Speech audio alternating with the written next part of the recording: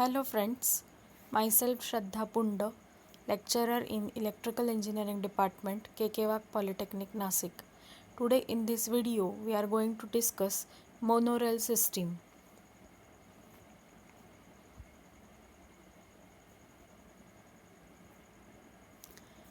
My today's topic contents are introduction, history about monorails, construction, working principle, working of monorail, types of monorail, advantages, disadvantages, conclusion, and references. So let us discuss with the introduction of monorail. The word monorail, from it, mono means single and rail means having one path or track or which runs on a metal bar. So, monorail is a railway in which the track consists of a single rail or a beam. The term is also used to describe the beam of the system or the trains travelling on such a beam or a track. Single rail serving as a track for passenger or freight vehicles. So, this type of railway can be used for the transportation of people or for transportation of goods. What is the history of monorail? The first monorail prototype was made in Russia in 1820 by Russian inventor Ivan Elmanov. First suspended monorail was demonstrated in 1886 in the New Jersey, and they are closer in appearance to modern monorail. Most famous was the floating railway which was observed in Germany in 1901. So you can see in this picture, this was the first monorail uh, found in Russia. So what are the features of monorail? So it run on a single track. This requires less side clearance.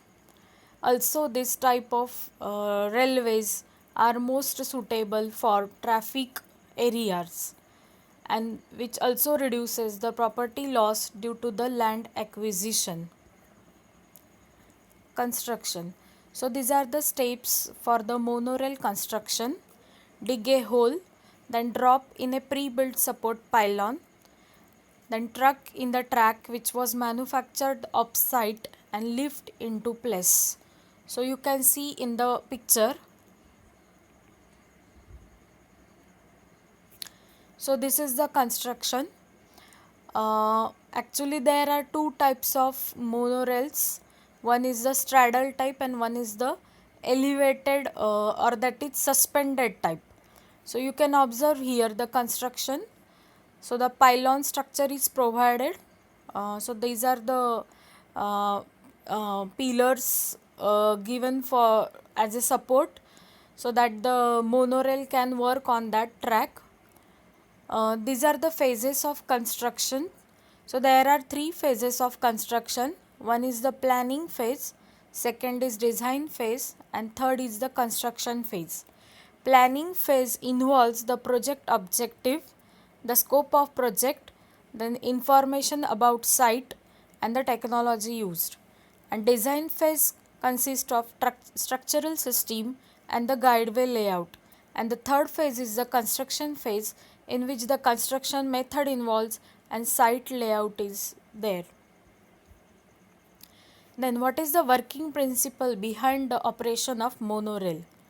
Basically this railway or monorail works on the principle of maglev. Maglev stands for magnetic levitation. What is maglev? It is the magnetic suspension in which or by which method the object is suspended with no support other than the magnetic fields. Then how the monorail works? When an AC current is passed through the electromagnetic coils on the guide walls of the guideway, this will help to have the magnetic field which attract and repels the superconducting magnets on the train and which propels the train forward.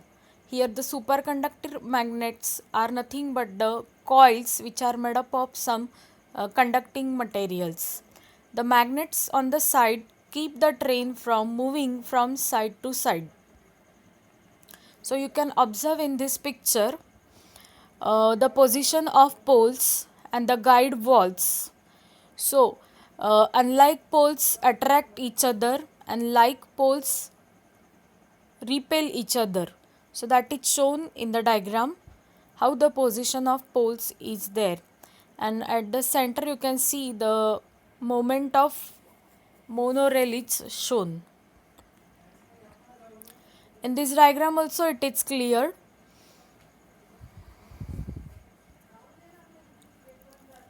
So this is what the you can observe how that levitation principle takes place for the operation of monorail.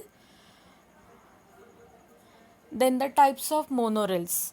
So there are two types of monorails, straddle type and suspended type. In the straddle type, the mass of unit is kept on both sides of the beam. The word straddle means to be on both sides. And in second case, suspended type, it is nothing but elevated. So in the first case you can see the straddle type, and second is the suspended type. Then advantages of monorail. The monorail can be built faster with the less cost. They consume minimum space.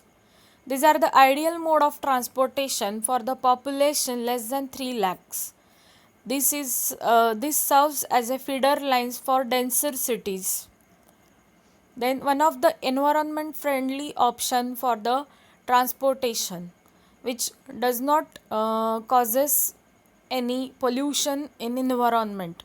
There is a no risk of vehicles getting stuck in crossings. They are practically silent while traveling. They also contributes in greener environment, and regularly they operates at around 90.99% reliability.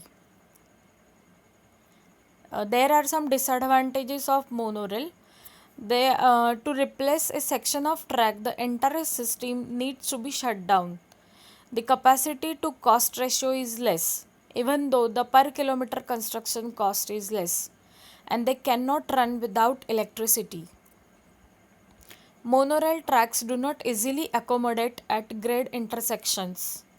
In case of any emergency, there is no immediate exit from the monorails. The biggest disadvantage is that in the case of monorail, that it is limited for number of passengers. Conclusion. Though this is the most suitable transportation medium in highly populated areas, it will provide comfort to the passengers because of its suitability in the congested areas. It is the best option for transportation as it proved environment friendly. So these are the references. Thank you.